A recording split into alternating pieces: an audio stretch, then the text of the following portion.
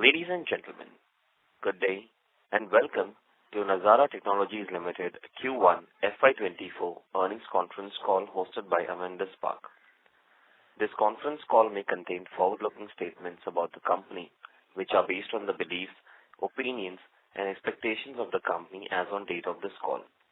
These statements are not the guarantees of future performance and involve risks and uncertainties that are difficult to predict.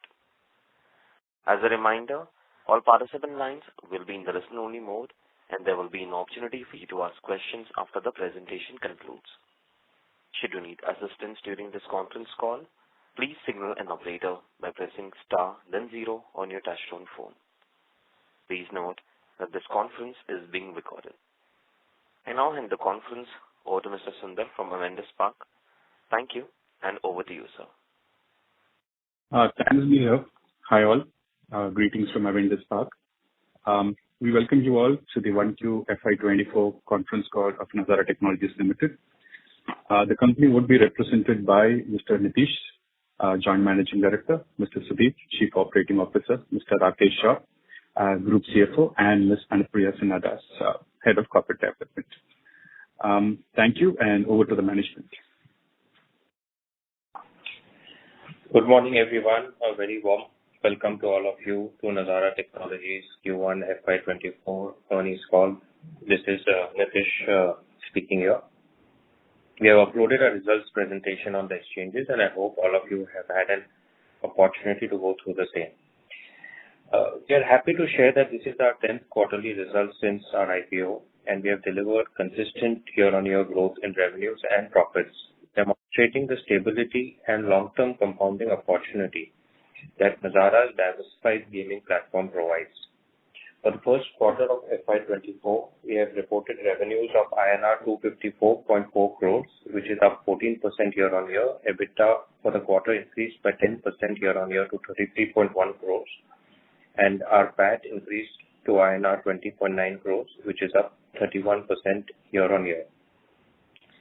In the gaming segment, we own several renowned IPs, including Kiddopia, Animal Jam, and World Cricket Championship, targeting diverse consumer demographics. In this quarter, we witnessed an impressive 24% year-on-year revenue growth and a substantial 41% year-on-year growth in EBITDA for our gaming segment, with a healthy EBITDA margin of 24.6%. Our strategic focus lies in owning well-recognized IPs in gaming that cater to both the Indian home market and global audiences, especially in North America. This approach enables us to build a scalable and sustainable high-margin business. The success of our games has demonstrated India's potential to create and operate games for the global market, presenting us with a significant opportunity to capitalize on in the future. We remain committed to investing in and acquiring Indian and global gaming IPs and are currently in discussions with various gaming studios to further strengthen our portfolio. In esports, we saw 15% revenue growth, and we anticipate further acceleration of this growth in the coming quarter, especially in the NODWIN business, due to key launches in Q2 and Q3 of our established IPs, including the recently announced PGMS, which we have partnered with Star Sports and Router, DreamHack, NH7, among many others. Sportskeeda delivered exceptional performance with a 52% year-on-year growth in both revenues and margins, and we look forward to a continued performance, especially in Q3 and Q4, due to important sporting events coming up, like the Cricket World Cup, as well as NFL season, that will benefit our recently acquired Pro Football Network business. The AdTech business, which solely comprises of Dataworks, had a muted quarter and is expected to consolidate in FY24, while we lay a foundation for FY25 and beyond. We have started leveraging Dataworks capabilities for internal user acquisition, and we are seeing very encouraging results, especially in our game Animal Jam. I believe we now have the stage set for higher revenue growth in the coming quarters across all our business segments. Nazara has built a well-diversified gaming platform with an established track record of acquiring and scaling businesses post-acquisition. We have built an experienced internal M&A team that is working on creating a strong pipeline of opportunities in various segments that we operate in. again with a strong focus on adding gaming IPs and teams to our platform. I understand that many of you may have questions regarding the recent regulatory and tax announcements concerning the online skill-based money gaming sector in India. As stated since our IPO, we have chosen to exercise prudence and await further clarity in this area before scaling up. This approach has been proven to be beneficial for us, especially during the current turbulent situation that the sector is navigating. Now, with the clarity starting to emerge, there may be opportunities for Nazara to seize in the coming days, especially as the business model, including our RMG segment, resets and aligns with the new policies and regulatory framework. We closely monitor these developments and remain prepared to take action accordingly. Feel free to ask me more detailed questions during the Q&A around this topic. Finally, as you know, we have also taken an enabling resolution from our board and now seeking shareholder approval for a fundraise of up to INR 750 crores. We intend to raise these funds at an appropriate time and will keep you posted as we progress on this front. I would now like to hand over the call to Anupriya, Head of our Corporate Development, to give some highlights of our performance in this quarter. Thank you very much, and over to you, Anupriya. Thank you, Nitish. Good morning, everyone. Thank you for joining us today. I'll cover the segmental performance as Nitish mentioned. Starting with our gaming segment, which includes gamified early learning, real money gaming, freemium, and telco subsegments. This segment contributed to 43% of revenue and grew by 24% year-on-year in the first quarter. The EBITDA margin for this business is a robust 24.6%. If we move to Kidopia, the revenue grew by 10% year-on-year for the Kidopia business, while EBITDA increased to 16.1 crores from 9.7 crores in Q1 FY23, resulting in an EBITDA margin increase from 18.4% to 28% in Q1 FY24. During the quarter, there was a technical issue with our attribution partner, which temporarily disrupted our marketing campaign and led to higher cost of user acquisition. However, the issue has now been resolved and we expect normalized CAC and marketing spend going forward. Moving on to Animal Jam, which we acquired in August 2022. Since acquisition, we have worked on multiple things. First and foremost, improving the analytics backend to get actionable insights, as well as improved cadence for content updates. In addition, we have optimized the non-core costs, which has led to improvements in EBITDA margin from 11.6% in Q4 FY23 to 22.5% in Q1 FY24. Data work has been worked with Animal Jam for driving and optimizing the user acquisition spend. In the next phase of growth, we are looking to further scale up the user acquisition spend while maintaining profitability. Moving to World Cricket Championship, we are working on revamping the franchisee. Christopher Franklin, who joined WCC as the CEO, has over 12 years of experience in game design and studio leadership across Glue, EA, among others. Chris is working on several product and growth initiatives to set the stage for growth in the coming quarters. Moving to OpenPlay, Q1 FY24 revenues and EBITDA from Classic Rummy were INR 11.2 crores and INR 0.2 crores of EBITDA respectively. As we are aware, Tamil Nadu banned all real money games, which included skill-based real money games like Rummy in April 2023. Tamil Nadu contributed to 20% of revenues and active player base in FY23, and Q1 FY24 performance saw an impact due to the same. Reiterating, our skill-based RMG business contributed to 4.7% of revenues and 0.5% of EBITDA in Q1 FY24. Nazara's pragmatic approach and limited exposure to this segment have minimized impact to our consolidated financial performance. To the extent required, as Nitish mentioned, the company will proactively take steps to mitigate any further impact. Moving to our esports segment, which contributed to 46% of our total revenue and grew by 15% year-on-year. Looking at Nodwin reported revenues of 68.6 crores with an EBITDA of negative 4.8 crores in Q1 FY24. Key IPs were deferred to Q2 FY24 to take advantage of market opportunity of a key mobile game coming back. The revenue from this IP will reflect in upcoming quarters, including Q2 FY24. In line with the previous years, established IPs are currently planned in H2. Nodwin continued to scale newer IPs in this quarter, which is still in the investment phase. This, along with increased marketing and brand spend in the gaming accessories business ahead of the upcoming festive season, had a short-term impact on Q1 FY24. For FY24, we expect Nodwin to achieve healthy growth backed by an overall profitability. Moving to Sportskeeda, which reported revenues of INR 46 crores, a 52% year-on-year growth, and an EBITDA of INR 16 crores, a 55% year-on-year growth in Q1 FY24. Sportskeeda is among the top 10 multi-sports destinations in the US and ranks number 2 among the sports websites in India. The company caters to over 80 million monthly active users across markets. PFN, the business which was acquired by Sportskeeda in Q4 FY23, has been integrated well and is geared up for the upcoming NFL season. Our AdTech business was acquired in April 2022. Over the last year, we've been focusing on higher margin business lines and simultaneously expanding our client base to minimize dependency on a few customers. This has resulted in overall gross margin improvement from 18.4% in Q1 FY23 to 22.9% in Q1 FY24. There was a revenue degrowth of 16% in Q1 FY24 due to loss of one large, however low margin contributing client. With strong emphasis on high margin and diversified client base, we expect revenue and EBITDA growth to pick up from Q3 onwards.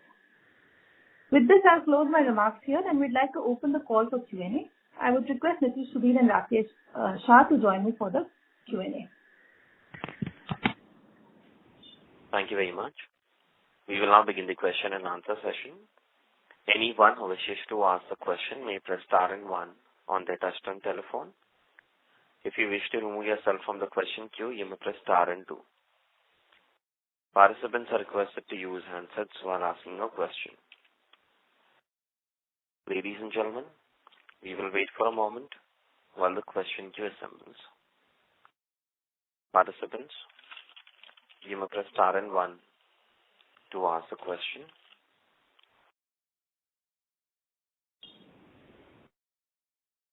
The first question is from the line of Nitin Jain from Fairview Investments. Please go ahead. Yeah, thank you for the opportunity. Good morning. So I have two questions. First one is regarding Animal Jam. So can you provide the numbers on what has been the revenue growth year on year in this business? Because I can see quarter on quarter the revenues have stayed flat. And the next question is regarding Kiddopia. So would it be possible to elaborate on the issue faced by the Kiddopia business this quarter and how it has impacted subscriber growth? And the follow-up to that is what kind of subscriber growth we can see in Q2 and Q3? And would the margins come back to the last year same quarter level?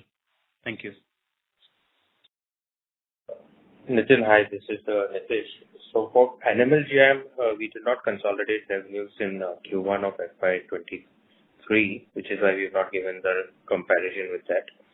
However, if I were to focus on what's happening on Animal Jam, as we have also updated in the presentation, there's been a lot of back-end work that has gone in the last few months since we acquired the company to enhance our insights into the data, as well as improve monetization features of the game so that our LTV CAC in that business increases significantly.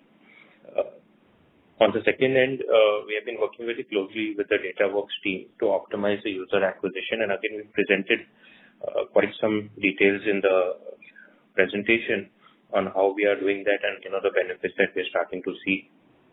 In the meanwhile, what we have done shortly is focus both on the cost side of operations of this business as well as optimize our margins. So you would have seen that even sequentially, our margins, our EBITDA margins have increased from 11.6% to 22.5% in this quarter. And I think we should be able to at least maintain this margins going forward while we start ramping up our user acquisition and growing the overall revenues.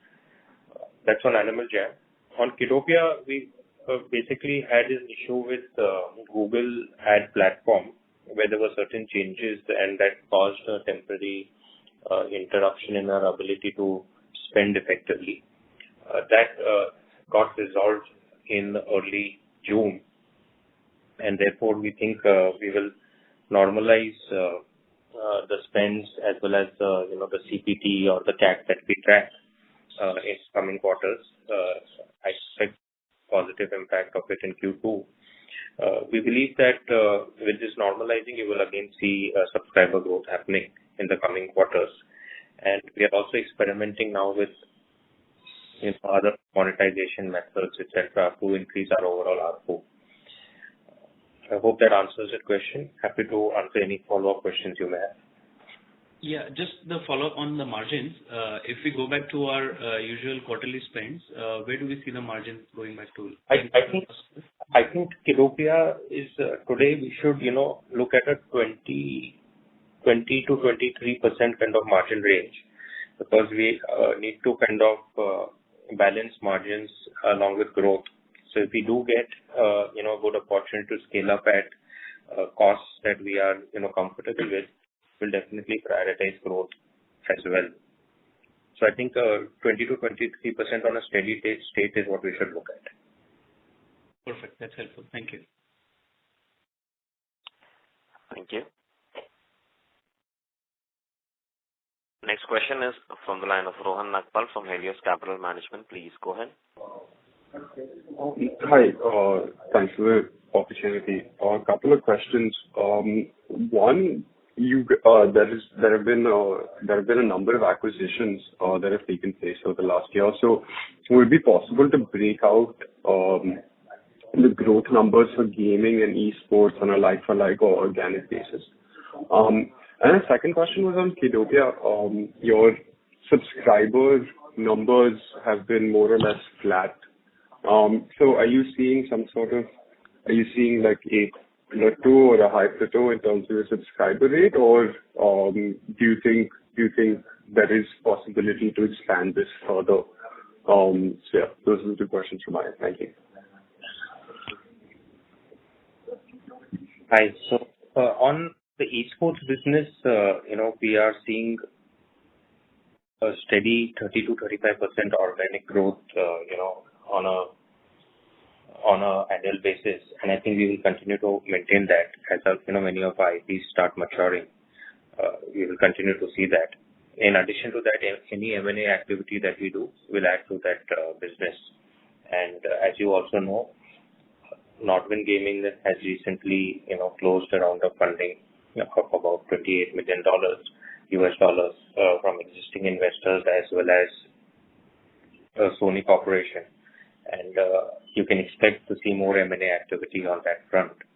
On the gaming side, the only addition that was not there in the previous quarter was, the year-on-year quarter, Q1 FY23 was Animal Jam. Everything else is organic for us at this point of time. Your second question, unfortunately, broke up a bit. Can you just summarize the question for me, please? Yeah, I was saying on Kiddopia, you seem to have hit a sort of wall in terms of subscriber growth. It's sort of stayed at that 310,000 number for a while. So are you seeing market saturation, or do you see scope for sort of breaking through that into a slightly higher level? Yeah, no, sure, of course. So just to give you the perspective, right, over the last many quarters, obviously we had hit the plateau and actually even declined due to the Apple IDFA issue. But we took several steps, one was doing price increases and also getting LTV CAC that we were comfortable with to start spending more and acquiring more users. So for Q3 and Q4 of FY23, you actually saw increase in subscriber base after a plateau for a long time. So you saw 5% growth in Q3 and 1% or 2% growth in Q4. We were expecting that momentum to continue and start growing. However, like we mentioned, Q1 FY24 saw a technical interruption, which kind of held it, but we expect that growth to continue. I don't think we are anywhere close to market saturation. There is a much larger opportunity here with Kiddopia. We've just been very disciplined on, I would say, the LTV CAC equation that we want to maintain. And that said, we are working on how can we scale this, much higher. The team is very much on that. Noted. Thank you. Yeah, just to give you a perspective, right? In the US, there are 23 million kids in the 0 to 5 age group. Maybe a little higher if I would expand it to the 2 to 7 to 8 age group. Ethiopia has 300,000 subscribers, so there's a lot more that we can cover. Oh, yeah, that's helpful. Thank you. Participants, you may press star and 1 to ask a question. Next question is from the line of Bala Murali Krishna from Oman Investment Advisors. Please go ahead. Hi, good morning. So regarding the Nodwin, could you see any margin improvement in the upcoming quarters of this financial year? So two things. One is this quarter, you saw actually a EBITDA loss for two reasons. One is we consciously decided to put one key launch of ours into Q2 because of BGMI coming back. We thought we would see much more traction in Q2, and we've announced a large event, BGMS, where we have partnered with Star Sports. They are going to be telecasting it live from August 4th onwards, and also OTT players that are broadcasting it. So I think that impact you will see in Q2. The second thing in Q1 was that we spent aggressively on branding and marketing activities around the gaming accessories business wings, because Q2 and Q3 are the main peak season for them because of Diwali, etc. And we're kind of preparing for that. So you will definitely see the margins improve in Q2, Q3, Q4 as revenues grow. You will also see, I can assure that, our objective of running all our businesses in a profitable manner continues, and Nodwin will be profitable for the entire FY24. So Q1 EBITDA loss is not representative for what will happen in the entire year. I think for overall perspective, our objective in FY24 still is to press the accelerator on strategic growth, creating modes, creating an ecosystem. So we are not gunning for very high margin expansion for FY24. I think FY25 onwards, we will be focusing on that. Yeah, that's great. And one more thing regarding the sports grid. So we have good growth and some good events are lined up in the next coming quarters. So what kind of growth we are expecting in coming quarters and down the line 2 to 3 years? What could be the growth potential in sports grid and margins? Any projections, please? Yeah. So I don't have any specific numbers to share at this point of time. However, like I mentioned in my opening remarks as well, we believe that the rest of the year should be very good for Sportskeeda and they should continue to see growth. Also, it's important to note that Sportskeeda had acquired Pro Football Network in the US. Q1 is a off season for Pro Football Network. It starts picking up from mid of Q2, and the peak season will be Q3, Q4. So I think that along with the Cricket World Cup should really help us in the current FY24. I think for me, the bigger picture is the team that has done a fantastic, execution up to this point. But for expansion, I believe Sportskeeda could be a great platform to roll up many other similar properties like we have done in PFN. So we are really excited to see how this integration with PFN and performance of PFN after Sportskeeda, investing or taking majority stake plays out. That will kind of open up many more opportunities for us going forward and far faster scale up that we can do. Yes, thank you. And lastly, on Kiddopia, this margin, this margin can be continued for the next year also, no? This quarters and next quarters also. Is there any possibility to see any decline in margins? And no, freemiums. Yeah. Sorry, please complete. Yeah, and on freemium side, the revenue margins are very good, but is there any, the revenues are a little bit consistent over the last few quarters. Yeah, so is there any possibility to see any uptick in these revenues? So on Kidopia, I would say the 28% margin that you are seeing in this current quarter is also obviously a bit due to lower spends, right? And therefore, I would, factor in normalizing of these margins as we again increase our spends to acquire more users. So, like I answered earlier, 20 to 22%, 23% is the margin range we should be, looking at for the entire year.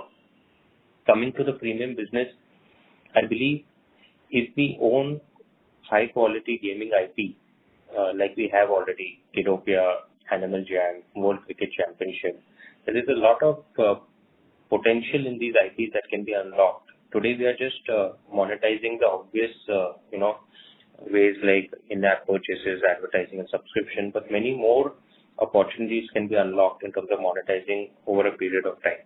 So our focus is to make sure that we are, building and acquiring very high quality IP that can be built over a period of time.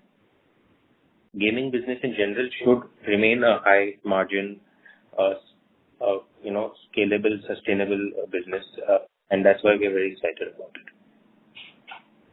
Okay, thank you. Thanks a lot, sir, and all the best for your future quarters, sir.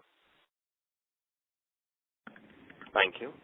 Participants, you may press star and one to ask a question. Next question is from the line of Jinesh Joshi from Prabhudas Lilladher. Please go ahead. Yeah, thanks for the opportunity. I have a question on the BGMI Master Series 2. So can you share for what sum Sorry, have we you are losing your audio in between. Is this better now? Yes. Yeah. So my question is, for what sum have we sold the digital and TV rights for BGMI Master Series 2? And will this IP be profitable for us? And a follow-up to this is that apart from BGMI, which other game has this kind of a strong fandom from a viewership standpoint? And are we organizing any event surrounding it in the near future? So, as far as the BGMS deal is concerned, this is a 3-season deal with Star Sports. We are in season 2 right now. And on the digital, we have licensed it for 1 season with the OTT player. The BGMS is already a profitable IP for us. You will also see it being profitable for us in Q2. We saw fantastic response in the season 1 that we did last year, and we expect to see a much better response in this current season that starts on 4th of August. The second question, can you please just repeat it? Any other game apart from BGMI which has this kind of fandom, and are we planning to organize any events around it? Yeah, I mean, we've done a lot of work around Valorant, and we are starting to see that build up. Of course, BGMI is extremely popular in India, and there are, other games that we are also expecting either to come back or become, more popular going forward. So we are doing a lot of work around Valorant, for example, in South Asia and the World Series. The other game that is going to be released that looks promising is Counter-Strike 2. So we'll also wait and see how that performs. Sure. And secondly, I have a question on the ARPU of Kidopia. So if I remember correctly, we took one price hike in June last year, and then there was another one in the month of December as well. So I understand that the benefit of a price hike will be visible over a period of time as new subscribers come in at a higher price and the old ones get weeded out. However, if I look at our ARPU over the last 4 to 5 quarters, it has been relatively stable in the band of about 6.7 to 6.8, despite taking 2 major price hikes. So, how should one think about the growth in ARPU here? Yeah, sure. I'll ask Sudhir, our Chief Operating Officer, to answer this one. Hi. I think what we're seeing is that as the price hike was taken, and it takes a bit of time for it to build in because old users can continue to renew at the earlier rates. There's also a small mix change from monthly to annual subscriptions where we reduce churn, but then that locks in at a slightly lower rate. So what you're seeing is because of that, so far the ARPU growth has been muted, but we expect that to keep building and continuing in the coming quarters. Does that answer the question? I just have one follow-up. So can you just give out the breakdown out of 3 lakh odd subscribers that we have? How much of them are on the new ARPU and how much are on the old ARPU? I don't think we've been breaking that percentage out. I'll have to get back to you on that. But so far it is still a small percentage which is on the new ARPU. Sure. One last question from my side on the R&D front. This is to Nitish. So can you share what kind of impact are you seeing in the R&D space after the GST deciding to levy a tax of about 28% on the impact value? Because if I recollect in the last quarter, your average monthly active user in Classic Rummy was about 19,000 odd. Do we anticipate a fall over here once the implementation happens, and if yes, to what extent? And secondly, will this move also lead to any kind of reduction in platform fees so as to ensure that the price pool does not fall to a large extent? So, Jinesh, this is Nitish. I think, we have an important announcement coming up on 2nd of August when the GST Council meets again to clarify certain points on the application of this tax, especially on what value is it going to get applied on. Is it going to be on, entry fee or deposit, etc. So I think once we have full clarity here, we will be in a better position to answer that. But nevertheless, I think, there is definitely going to be a reset in the economics of the skill-based real money gaming business. We have already started playing out, various scenarios depending on what the clarity comes in. And you will see a reset happening here. In the short term, you may see, revenue impact. But I believe that over a period of time, because clarity would have finally emerged, there will be many opportunities as well that will be thrown up. And we should be able to take advantage of it. I just share a quote, in the midst of chaos, there is always opportunity. And that's what Nazara is going to be focused on. Sure, sir. Thank you so much and all the best. Thank you. Request to all the participants, please restrict to 2 questions per participant. The next question is from the line of Abhishek Kumar from JM Financial. Please go ahead. Hi. Good morning. I think most of the questions have been answered. Just one question again around RMG and actually around capital allocation in the backdrop of what has changed in the regulation. Nitish, how do you see that? You said that there are certain clarities emerging. But in terms of capital allocation, do you see a change in your stance incrementally? Would you be allocating more capital towards real money gaming, given that the sector is undergoing significant change, at least on the unit economics of the business? And also, in terms of capital allocation, you have fundraise plans, etc. And you spoke about some acquisitions lined up in the gaming side as well. So incrementally, just wanted to understand where should the focus be, of Nazara in terms of incremental capital allocation. Sure. So I think, as you know, we've always been focusing across our business segments on how we can expand through, the acquire and build strategy, either at the Nazara level or even at a subsidiary level now, because many of our subsidiaries are generating and accumulating, their own cash.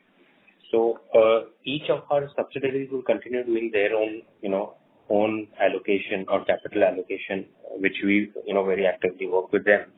But at the Nazara level, I think 2 areas that we were very focused on was one was, adding gaming IP, which is well recognized and can be built out for India and global markets. So I think capital allocation on that front is going to be important for us. I think the other segment that we were definitely looking at doing a lot more capital allocation was in the RNG sector. This current turbulence obviously has made us pause till things become much more clearer. But I have a feeling that this may actually throw up, many opportunities that Nazara has been waiting for on the sidelines for a long time. So I think the next few months are going to be very interesting. We need to observe very closely. We are already in touch with all the stakeholders, in this ecosystem. And whether organic or inorganic, once the clarity has been fully achieved, I think this will be a large potential for us to scale into. Yeah, in fact, so just to follow up here, I think I agree that this can throw up a lot of opportunities. Just maybe if things remain status quo, just your view on how the industry can adjust itself. Do you think with status quo staying, industry can actually withstand this and survive, and only stronger players can stay, and therefore we will have significant opportunities? Just your initial view. I know this is still very, very early days, but what are your thoughts? Sure. So firstly, unfortunately, there is still unclarity of what is status quo today, but I think that will be very clear by 2nd of August in the next meeting announcement. So I think we are not very far away from that. But assuming an impact of the tax, right? I think clearly this is going to impact a lot of the small players or the smaller players, and they will therefore have to consolidate if they have a chance to survive. That could be one opportunity. The larger players will also have to relook at the way they operate, their economics. Some will try and absorb some of the tax impact on behalf of the consumers. So their short-term profitability may get hurt for the next year or two as they kind of bounce back from this. But once they have stabilized it, I think the clarity will really help set a path to growth, which could be I would say a factor of multiple, right? It could grow significantly over a 3 to 5 year segment. So I think that's what we are trying to look at. That how do we now, we've always been on the sidelines saying we want regulatory clarity and tax clarity. Now that is almost here, how does Nazara navigate to grow a large, scalable and sizable business here is what we are focused on. Sure. Thank you and all the best. Thank you. A request to all the participants, please restrict to 2 questions per participant. The next question is from the line of Mukul Garg from Motilal Oswal. Please go ahead. Yeah, thanks. Hey, Nitish, good morning. First, on this, if I look at your investments over the last 2 years, you guys have pushed quite aggressively into the US market. But unfortunately, because of, one or other reason, a lot of US properties are, right now without growth, most recent being Animal Jam, which I think has come down in terms of top line from about 30 crore, earlier. What is, your kind of perception of the opportunity and focus which we have? You guys have, done a fairly handsome job of managing profitability there, despite the lack of growth. But, where do you think, you would like to focus more? Is the agenda more on the growth side, which clearly is more visible in the Indian market? Or do you think lack of monetization limits your opportunity here, and hence you will keep on kind of pushing more into developed markets where profitability can be relatively more achievable? Sure. Good question, Mukul. So I think for us, always getting the fundamentals of the business in place is very important before we rush into scaling something. So let's take Wildworks as an example. I think spending the last 6-7 months getting a lot of data discipline and tools in place was very important for us, because we don't like to press the accelerator if we don't have clear visibility ahead of us of what we are doing, right? And I think that's what we are doing, that whichever business we enter, we like to make sure that we are very comfortable with each metric of the business before we press on the accelerator. So, of course, we are not buying any of these businesses to just run them on a steady basis and increase profitability. I don't think that's the objective. We have to grow these businesses. We've just been doing a lot of plumbing work before we are able to press the accelerator there. So I do think some of these products can also be taken to emerging markets, including India. We've not focused a lot on monetizing that. I mean, Kiddopia itself is a great example, right? All our monetization comes today, predominantly 80% plus comes from the US. India is a very small contributor, and we need to really find the India strategy that's going to work, something we're very actively now working on, because these can open up large opportunities which today we are not accessing. So I think that's how we are thinking. From an India market perspective, I believe the IIT business as well as the advertising revenue business can be scaled up. So the premium business can be scaled up. We've been doing work on WCC, for example, for quite some time. But now we have a new team there. We have a new CEO there who comes with a lot of gaming experience on design, especially. Chris was, a lead game designer. And we've all along said, that the design needs to be right to monetize properly. So we're again hopeful that we'll be able to demonstrate with WCC in the quarters to come that we are able to scale it, and that can open up many more opportunities for us to kind of start pushing other games as well in the Indian market. Sure.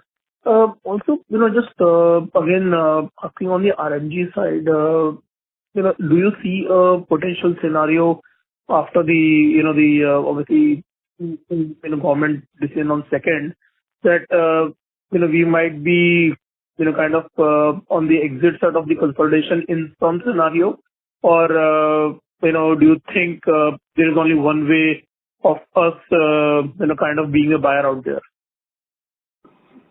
When you say exit scenario, what do you mean? We kind of exit the real money gaming market, given the adverse, kind of investment dynamics there. Yeah, sure. See, at this point of time, we don't have a view to exit the business. Like I said, we are actually looking at it as glass half full instead of half empty, and having a positive view on how can we build a business here given what it presents.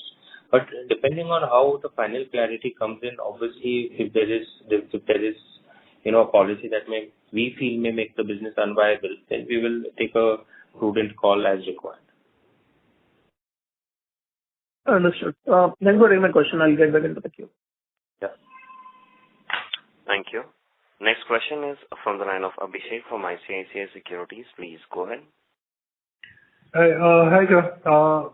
First, on the Kiddopia front, so exactly what happened which boosted margin so much in this quarter? I understand that there was some pullback on the marketing spend because of the issue that came up.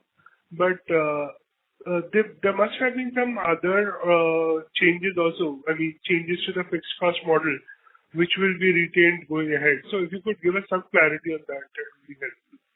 Yeah, sure. So, do you want to take this? Yeah, sure. Abhishek, I think it's essentially two things. I think the bigger impact is actually because of the marketing spend slight pullback. As we said, we had a small issue. If you look at the cost structure of Kiddopia, acquisition is the biggest cost item. So a small pullback there also makes a significant delta on that. But as Nitish said earlier, right, we do want to, and as of early June, we're kind of back to normal and spend levels will be back to normal. So that bump is more of one-off, I would say. The second thing though is we are experimenting with a few other potential revenue sources there, apart from just the traditional US subscription model. So once those start bearing fruit, I think those will be sustainable going forward. But that's still in experiment stage. Understood. Abhishek, if I may just add a couple of things, Anupriya here. So one is, if you look at the marketing spend, right, the digital marketing spend that you look from this quarter versus the same quarter last year, they look similar. However, we were also experimenting more on the branding side at that point, which has an incremental cost, which is not reflective in the KPI sheet in particular, right? So that's the reason we're seeing a slightly lower margin in Q1 FY23 when we compare to Q1 FY24, in spite of the same performance marketing numbers. Understood. That makes it much more clearer. So, on the branding front, Nitish just mentioned that you might look at, bringing those assets to India also, right? So, what would be the real investments that go into, adapting such a developed market product towards India? Abhishek, there's not much. Kidopia is already, popular in India in terms of user base. It's just that it doesn't, the LTV CAC doesn't add up very well for us, so we don't spend a lot of money marketing. So I think there will be not much localization required from an India perspective in terms of the product itself. It's going to be more around product pricing, monetization models. Do you do it more subscription or do you do it more ad monetized, brand monetized? So I think those are the areas that we need to really work on, rather than trying to localize the product for India, whether it's Animal Jam or Kidopia. Understood. So, going ahead, what kind of subscriber addition should one be building in for Kidopia? We don't have a specific guidance out there right now. I think we will look at incremental growth at this point of time, but we are actively seeking at how do we break out in the broad range that we are, right? How do this 300, how do we kind of break out to 400, 500,000 users, subscribers, is something we are still working on. Until then, I think you will see incremental growth. Okay, fair enough.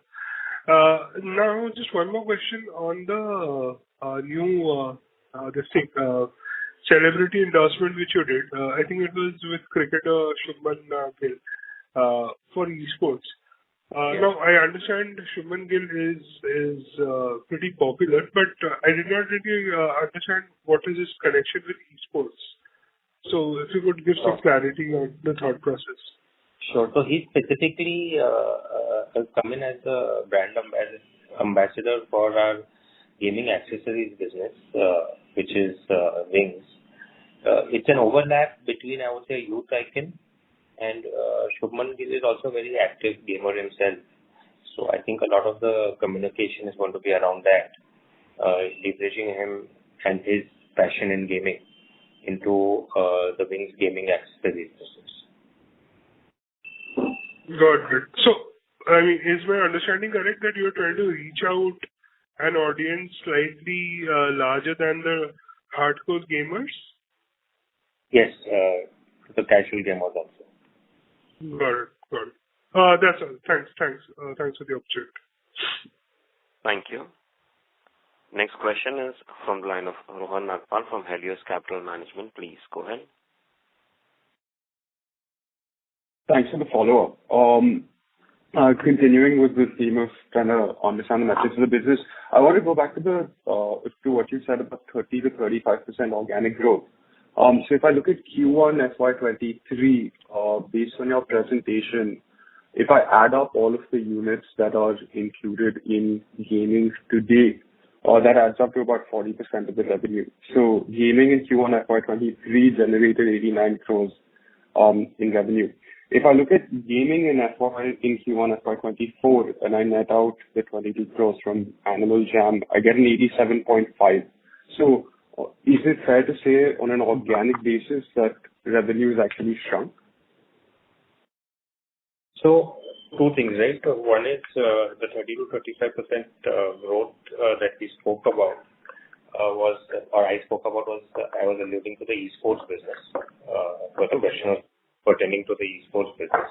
I think largely, if you look at our gaming IPs, right, you have Kidopia, you have World Cricket Championship, you have the open play business, real money gaming business, which is Classic Rummy, and you have Wildworks now, right? These are the Animal Jam business.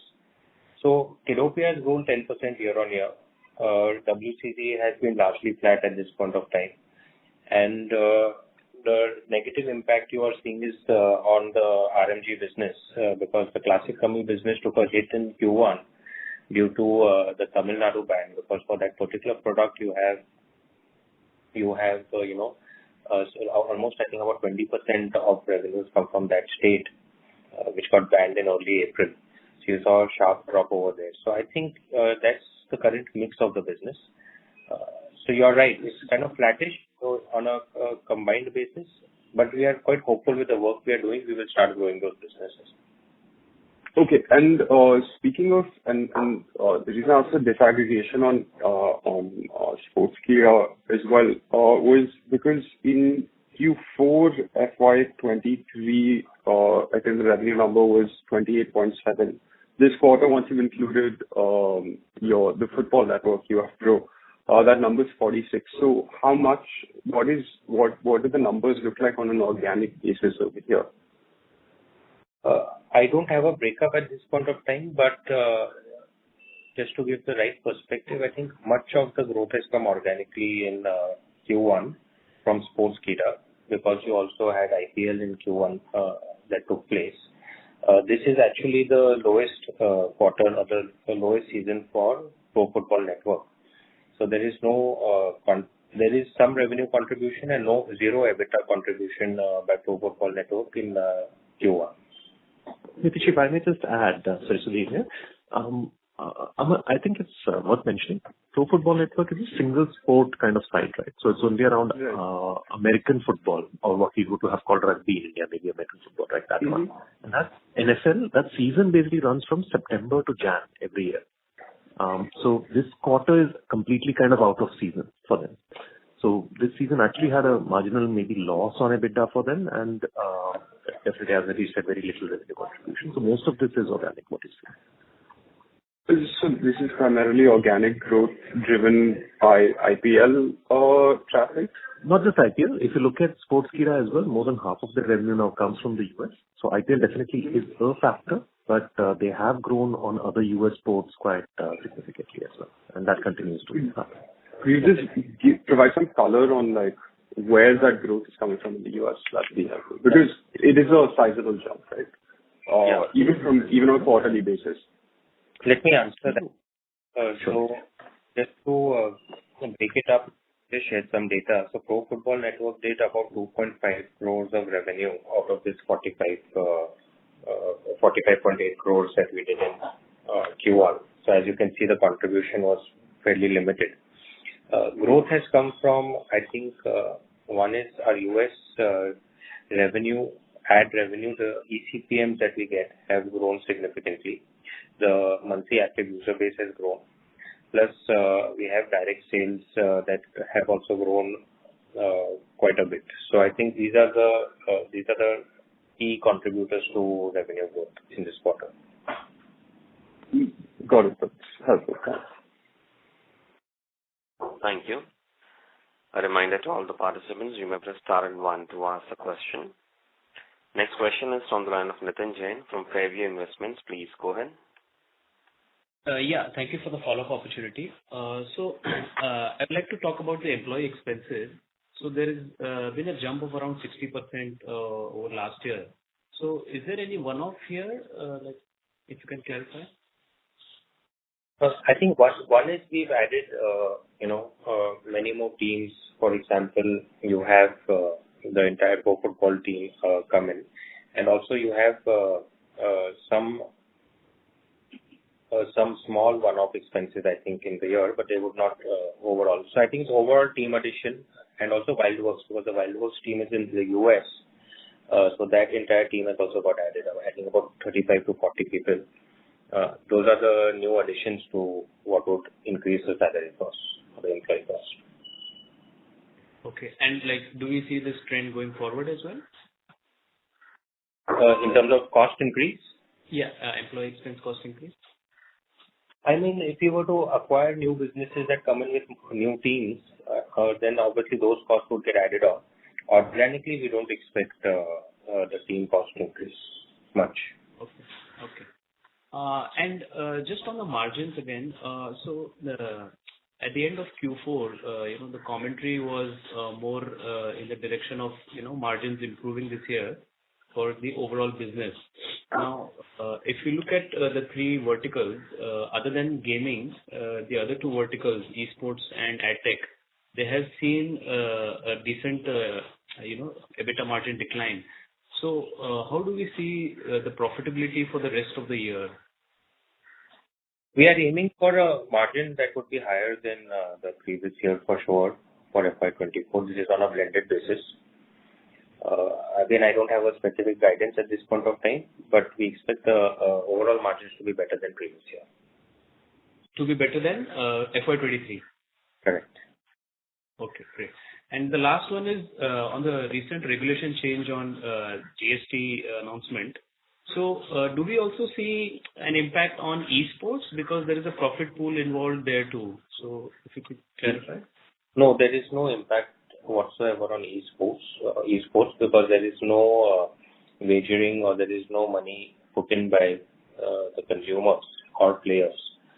This taxation policy specifically for where money is put in to win money. Okay. So no impact on esports whatsoever? Absolutely. Okay. Thank you. That helps a lot. Thank you. Ladies and gentlemen, we'll take the last question from the line of Rahul Jain from Dolat Capital. Please go ahead. Hi. Thanks for the opportunity.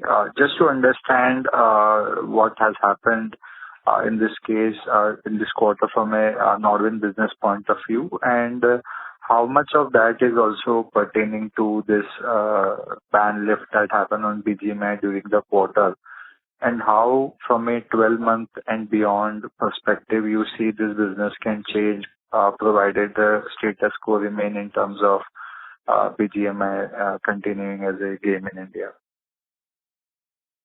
So in this quarter, Rahul, as I've mentioned earlier, we had certain key launches like BGMS, which was accounted for in Q1 of FY23, which we kind of pushed into Q2 FY23 so that we had enough time to take advantage of BGMI coming back and launching with that. So I think you would have seen lower growth of revenue in Q1 compared to FY23. We've grown, but not as fast as you expect Nodwin to. But that will come in Q2. And also, much of the established IPs, say your DreamHack, NS7 Weekender, etc., will all come into Q3, Q4. So there is no positive impact of the ban lift of BGMI in Q1. You will start seeing results of that from Q2 onwards. I think from a zoomed out perspective, as far as our esports business is concerned, especially Nodwin, as you've seen, we've had a lot of confidence by existing partners in that case. Krafton, which is the owner and developer of BGMI, has only recently reinvested in Nodwin. So they are very committed to this partnership. You've had Sony come in, again, which is a great validation for our business. So I think we're very much on the right track. Building our esports business profitably, building some of these IPs over the next year or two should pay off rich dividends to us. Right. Thank you. That's from my side. Thank you very much. And now hand the conference over to the management for closing comments. Yeah. Thank you everyone for joining the call. We will continue to strive hard and deliver good results in the coming quarters and stay on course to achieve profitable growth. There is a lot happening in the gaming world, a lot of new technologies coming. You have AI happening, you have Web3 happening, virtual reality seems to be coming nearer and nearer. So it's very exciting times to be in this business. I'd like to draw inspiration from a famous quote that said that the future belongs to those who believe in the beauty of their dreams. As you know, we have embarked on a relentless pursuit of our vision, making India the gaming capital of the world. For the past 2 decades, Nazara has persevered with unwavering determination, and our commitment remains resolute as we continue to strive tirelessly until we transform our dream into a thriving reality. Thank you very much. Thank you very much. On behalf of Avendus Spark, that concludes this conference. Thank you for joining us. You may now disconnect your lines. Thank you.